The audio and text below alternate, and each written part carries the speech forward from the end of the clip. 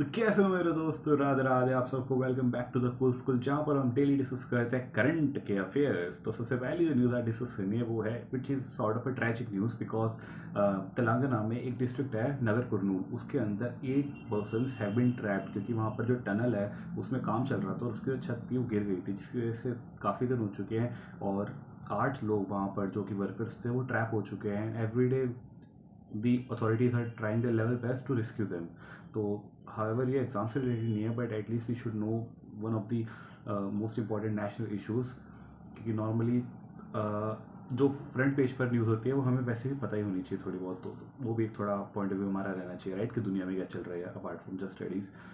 Then second thing is that अभी Trump के ऊपर बेसिकली एलिगेशंस लगे थे कि USAID जो है, US agency for international development, उन्होंने इंडिया को $18 मिलियन दिए हैं, मतलब एक तरीके से ऐसे हेल्प करी है, ग्रांट दिया है ताकि वोटर्स का टर्नआउट बहुत ज़्यादा है। तो ये एक एलिगेशन एक तरीके लिए जिसको ट्रम्प जो है वो रिजेक्ट कर रहे हैं कि नहीं, ऐसा कुछ भी नहीं है, और इसी के ऊपर ही बातचीत चल रही है। तो ये भी एक मेरे को लगा कि आप लोगों को थोड़ा सा पता होना चाहिए। इसके अलावा मतलब जो अभी हमारे फाइनेंस मिनिस्ट्री है वो भी बता रही है कि देखो USAID, US agency for international development जो है, वहाँ से हमें फंड्स वगैरह मिलते हैं।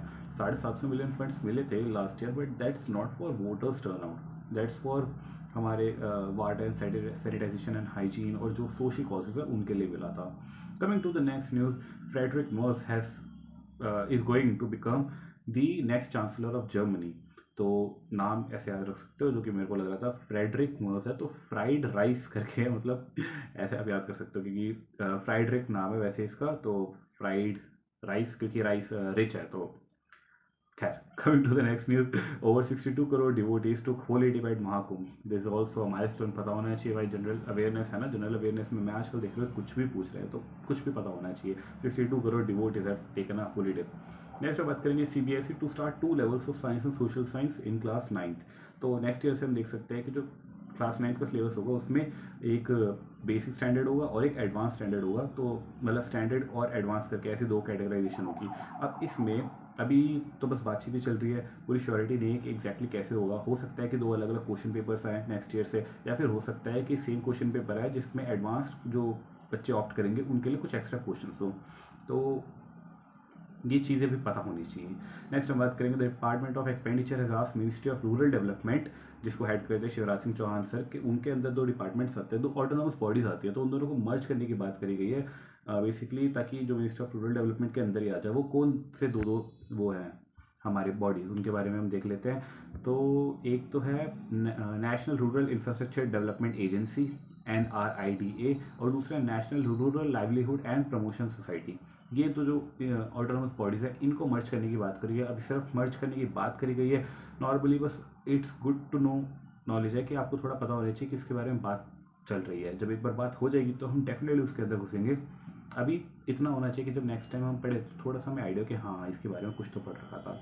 Coming to the next news, 8,600 men and women from Assam's tea tribes performed their traditional Jhumoir dance in Advantage Assam 2.0 summit in front of Modi ji and a lot of international delegates। तो ये ऐसे questions तो भाई हम जानते हैं कि exam बहुत अच्छे से एग्जामिनर पूछता है कि अभी असम एडवांटेज असम 2.0 नाम का एक समिट हुआ था जिसके अंदर मोदी जी थे और बहुत सारे अलग अलग डेलीगेट्स थे, उसमें कौन सी ट्राइब के लोगों ने डांस अपना परफॉर्म करा था, और वो डांस का फॉर्म का नाम क्या था, तो झुमोई डांस उन्होंने परफॉर्म करा था।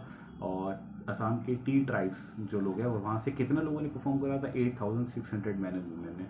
नेक्स्ट हम बात करेंगे ग्रामी विनिंग सिंगर पायनिस्ट रॉबर्टा फ्लैक डाइज एट 88। और अगर इनके माइलस्टोन्स या अचीवमेंट की बात करी जाए तो इन्होंने ग्रैमी जीता 1973 एंड 1974 में। 1972 से तो इनका करियर शुरू हुआ था और अगले साल ही 73 एंड 74 में दोनों साल इन्होंने ग्रैमी जीता। ग्रैमी अगर आपको पता है तो म्यूज़िक की इंडस्ट्री का सबसे बड़ा अवार्ड माना जाता है। This is for song writing as well. अगर आपने बचपन में हनी सिंह का गाना सुना होगा तो मेरे लिए दुआ करो मैं ग्रैमी ले आऊँगा। Apart from that, if you know Raju Kumari, she is also Grammy nominated song writer. Next हम बात करेंगे 16th edition of Elecrama 2025, basically एक तरीके का एक्सपर्ट समिट है जिसकी थीम है powering the future of energy, जो कि इसके नाम से पता चलता है, एलेक रामा, इलेक्ट्रिसिटी वाला एलेक रामा।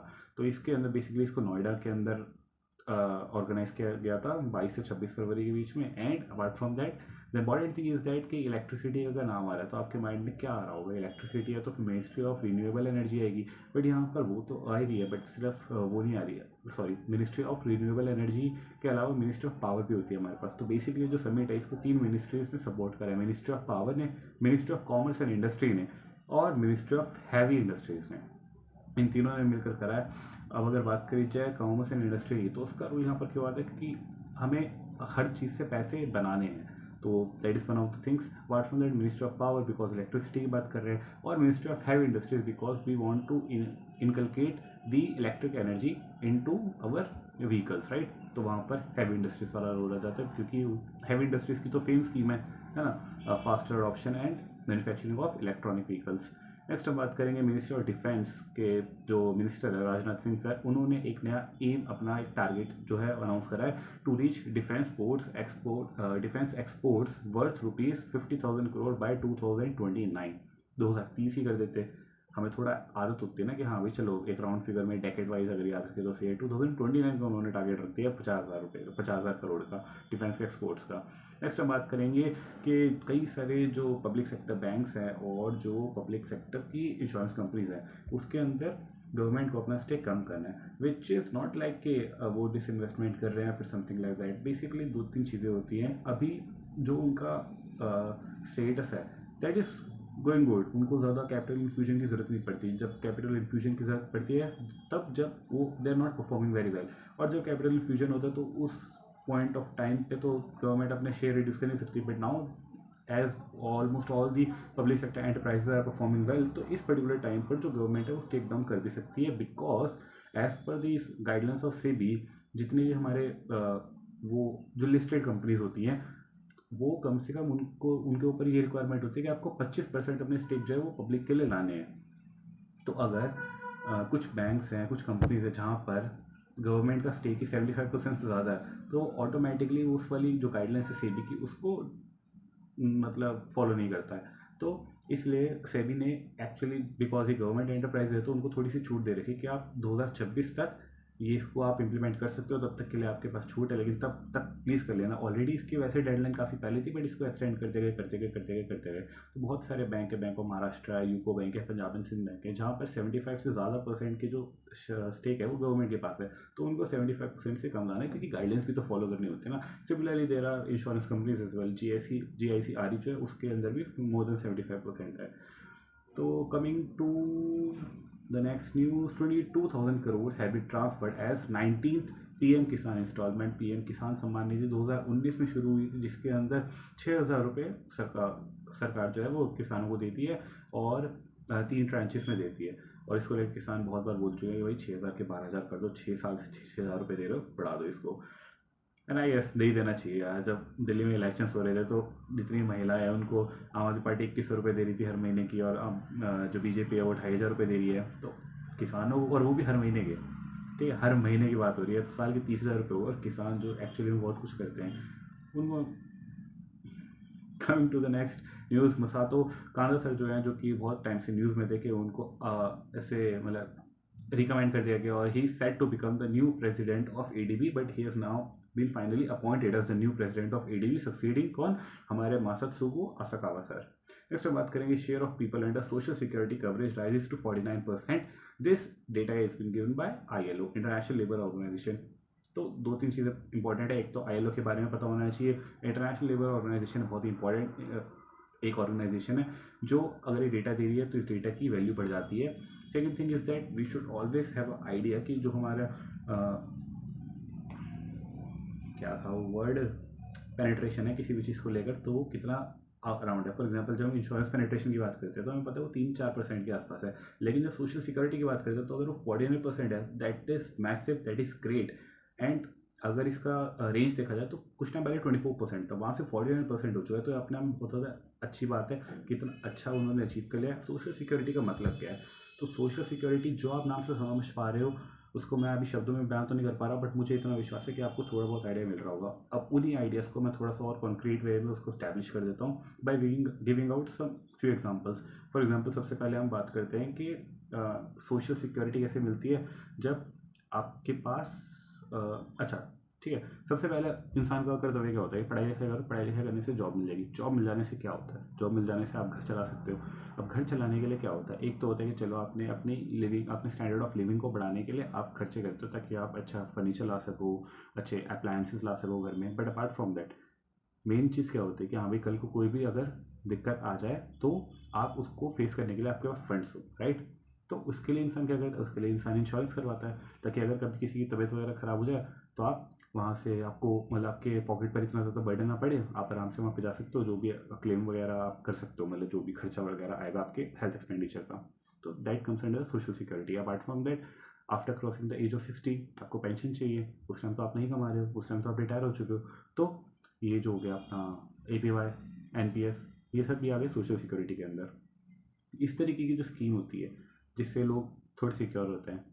अब यही चीज़ सरकार, जो कि बहुत ही कॉमन लोग हैं, उनके लिए क्या कर रहे हैं, उनके लिए जन सुरक्षा बीमा लिया है। 20 रुपये का साल का प्रीमियम है। जीवन ज्योति बीमा लिया है, 436 रुपये साल का प्रीमियम है। तो ये भी इतने कम प्रीमियम में अगर इनको सोशल सिक्योरिटी मिल रही है तो वही एम है। अब बहुत ज़्यादा की पुश हो रहा है, जितने भी बैंक्स वगैरह हैं they are pushing for PM Suraksha Bima Yojana, for Atal pension Yojana, for Sukanya Samriddhi account, for Jeevan Jyoti बीमा योजना। इसके चलते ही ये सोशल सिक्योरिटी है, ये बहुत ज़्यादा हमारा इंक्रीज़ हो चुका है। That is very good thing, ताकि ज़्यादा से ज़्यादा लोग सिक्योर रहे, ज़्यादा से ज़्यादा लोगों को टेंशन लेने की ज़रूरत ना पड़े। कभी भी कुछ हो जाता है, अगर किसी ब्राइट अर्नर को अगर कुछ हो जाता है तो जो बाकी फैमिली है वो बिल्कुल ही हताश ना हो, उनको एटलीस्ट इतना कैपिटल मिल जाए कि वो कुछ सोच सके, ताकि वो अपनी पैसिव इनकम या फिर एक्टिव इनकम, मतलब जो भी एक इनकम लेवल पर पहुंचने के लिए एक अर्निंग के पॉइंट तक पहुंचने के लिए उनको सपोर्ट मिल सके। नेक्स्ट हम बात करेंगे RBI brings new norms barring repayment penalty on retail and small business loans. This is a massive news and very important because normally क्या होता था कि फॉर एग्जांपल, अच्छा पहले तो मैं आसान भाषा में बताता हूँ कि न्यूज़ क्या है। न्यूज़ बेसिकली ये है कि RBI ने बोला है कि अगर कोई भी आपसे लोन लेता है और अगर वो प्री पे कर देता है वो लोन, मतलब जो उसकी डेडलाइन है उससे पहले अगर लोन पे कर देता है तो आप उस पर पेनल्टी नहीं लगाओगे। नॉर्मली क्या होता था कि उसकी पेनल्टी लगती थी कि अगर मैंने लोन लिया है, कि मैं बोलूँगा मेरे को 2 साल के लिए लोन लेना है और मैंने ले लिया 2 साल के लिए, अब अगर मैं 2-3 महीने बाद ही मैं बोलूँ कि मेरे पास तो बहुत सारे पैसे आ गए हैं, मैं तो अभी आप मेरा बंद कर दो, तो क्या होगा कि अब फटाफट अगर लोन ख़त्म हो रहा है तो 2 साल की जो पीरियड के ऊपर इंटरेस्ट लगना था वो बैंक को नहीं मिल पाएगा, है ना। क्योंकि वो तो 2-3 महीने में ख़त्म कर रहा, तो बोलेगा मैं तो 2-3 महीने में ख़त्म करो, 2-3 महीने का ही लोन लिया था तो मैं तो 2-3 महीने का इंटरेस्ट दूंगा। तो जो उसका 24 महीने का इंटरेस्ट था वो तो बैंक को नहीं मिलेगा। तो बैंक क्या करता है कि ठीक है आपको जल्दी बंद करना है आप कर लीजिए, लेकिन आपको मुझे फिर पेनल्टी देनी पड़ेगी, क्योंकि मैं तो ये सोचकर मैंने अपने फ्यूचर के प्लान्स बना रखे थे, मैंने ये सोचकर आगे दूसरे लोगों को लोन दे रखा था, यही सोचकर आगे मैंने इन्वेस्टमेंट्स कर रखी थी, यही सोच के मैंने इतने रेट ऑफ इंटरेस्ट की FD बनाई थी ताकि मैं और डिपॉजिट लेकर और आगे लैंड कर सकूँ। लेकिन आपने, क्योंकि मेरा पूरा प्लान ऐसी कर रखी है, तो अब आपको थोड़ा सा पेनल्टी देनी पड़ेगी। तो अब इसमें बेसिकली बैंक्स भी अपनी जगह सही है, क्योंकि उनको बहुत ज़्यादा नुकसान हो जाता है। फॉर एग्जांपल अगर किसी ने कार के लिए लोन लिया है तो क्या होता है कि उसने 7 साल का लोन लिया कि हाँ भाई मैं तो आराम से छोटी छोटी EMI देता रहूँगा, 7 साल तक चलेगा, मैं अपने खुश और बैंक भी खुश कि चलो भाई हमारा 7 साल का इतना बड़ा अगर टेन्योर है तो हम तो अच्छा खासा इंटरेस्ट भी उसमें कमा लेंगे।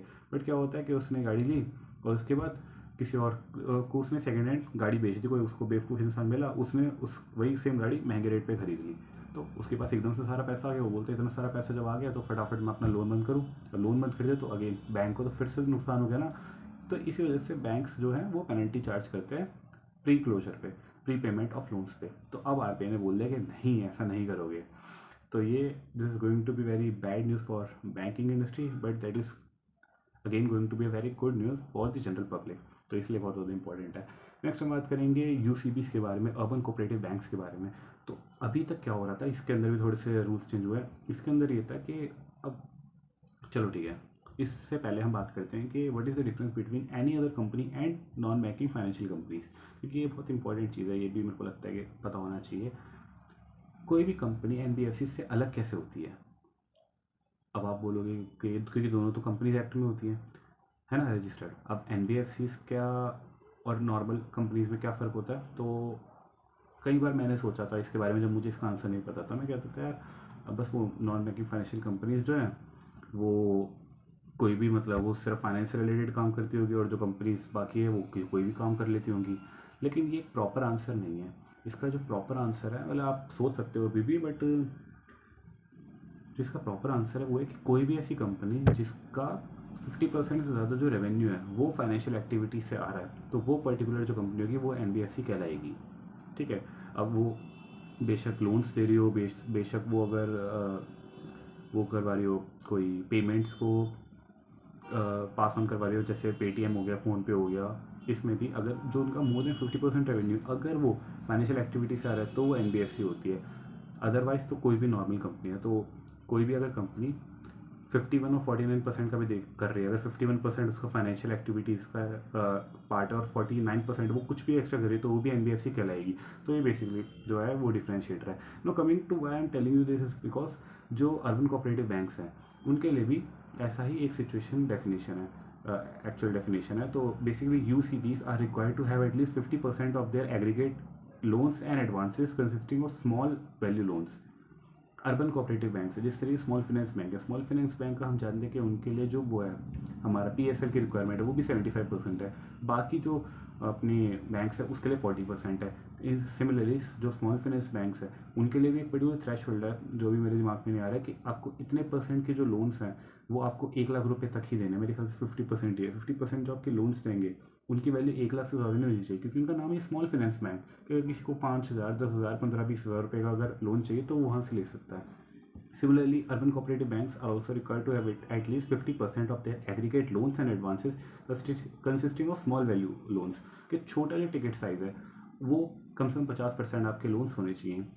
अब पहले क्या होता था कि आरबीआई ने डिफाइन कर रखा था स्मॉल लोन्स की डेफिनेशन। तो small loans are those loans which value of which loans is not more than 25 lakh rupees और 0.2% ऑफ देयर टीयर 1 कैपिटल। तो या तो 25 लाख से कम होना चाहिए या फिर जितने भी उसकी टीयर 1 कैपिटल उसका 0.2% से कम होना चाहिए, और दोनों में से जो भी ज़्यादा होगा, हायर होगा, वो माना जाएगा। लेकिन हायर पे भी तो एक कैप है। फॉर एग्जांपल कि 25 लाख तो ये है, लेकिन अगर उसकी टीयर 1 कैपिटल 100 करोड़ है तो टीयर 1 कैपिटल 100 करोड़ है तो उस हिसाब से तो नहीं, तो 2 करोड़ का भी 20 लाख नहीं। अगर मान लो 1,000 करोड़ है, 1,000 करोड़ है तो उसका 0.2% 2 करोड़ बैठ गया, तो that is also quite high, right, 25 lakh के कंपैरिजन में। तो इसलिए उन्होंने बोला था कि it is subject to maximum of 1 crore. तो एक उन्होंने कैप लगा दी थी कि इसका मतलब ये नहीं कि 0.2 जो है percent of their tier 1 capital अगर वही 50 करोड़ है तो इसका मतलब ये नहीं ना कि जो भी हायर आप 50 करोड़ का लोन दे दोगे तो उसका भी कैप बना दी कि दैट वाज 1 करोड़ रुपीज़। अब उस कैप को इंक्रीज करके 3 करोड़ रुपीज़ कर दिया गया है, और जो 0.2% वाला जो क्राइटेरिया है उसको भी 0.4 कर दिया है। तो लेट्स जस्ट री read this news. RBI raises urban cooperative banks small value loans per borrower cap to 3 crore rupees.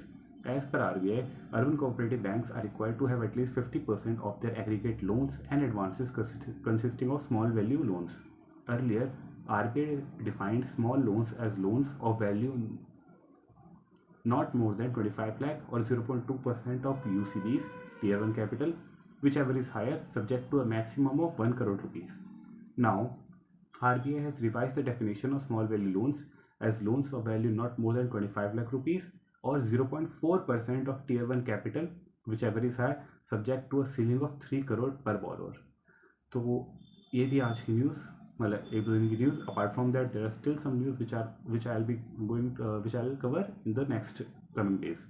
तो अभी के लिए इतना ही, काफ़ी वीडियो भी लंबी हो चुकी है। I hope you get some new knowledge out of this. मिलेंगे अब बहुत जल्द नेक्स्ट वीडियो में, जहाँ पर हम बाकी की जो न्यूज़ है वो भी कवर करेंगे।